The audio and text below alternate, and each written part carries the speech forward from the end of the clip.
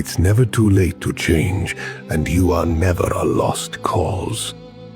No matter how much time has passed or how many mistakes you've made, you still have the ability to grow, heal, and start over.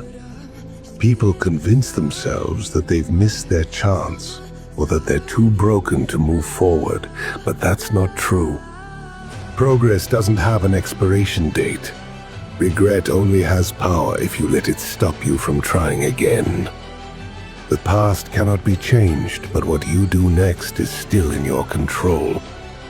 You are not defined by what went wrong, but by what you choose to do now. The longer you tell yourself that it's too late, the longer you keep yourself stuck. Moving forward isn't about erasing the past. It's about deciding that your past doesn't get to decide your future. No matter where you are in life, you still have time to become who you want to be. You have no idea how much your small acts of kindness matter to others. That quick smile you gave a stranger might have been the only warmth they felt all day. The text you sent checking in might have reached someone right when they were feeling completely alone. We walk through life focused on big gestures, but it's often the tiny moments of connection that save people.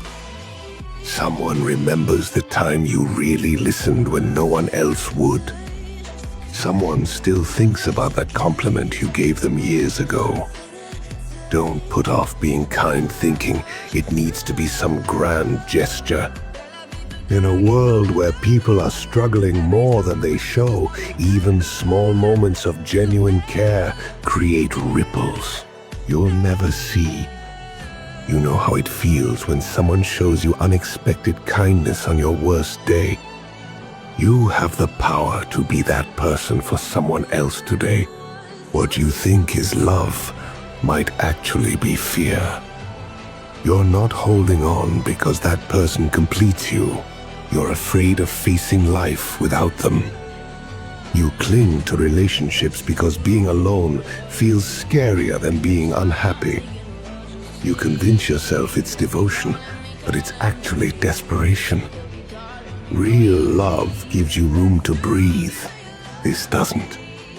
The harder you grip someone, the more you both suffer. They feel trapped by your needs. You feel anxious about losing them. Neither of you can grow properly in this environment. This isn't about connection. It's about using someone else to avoid your own emptiness. The more you depend on another person for your sense of worth, the less you remember who you actually are.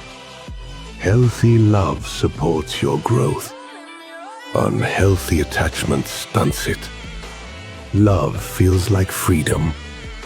Attachment feels like fear. The difference matters. Learning to stand on your own isn't abandoning love.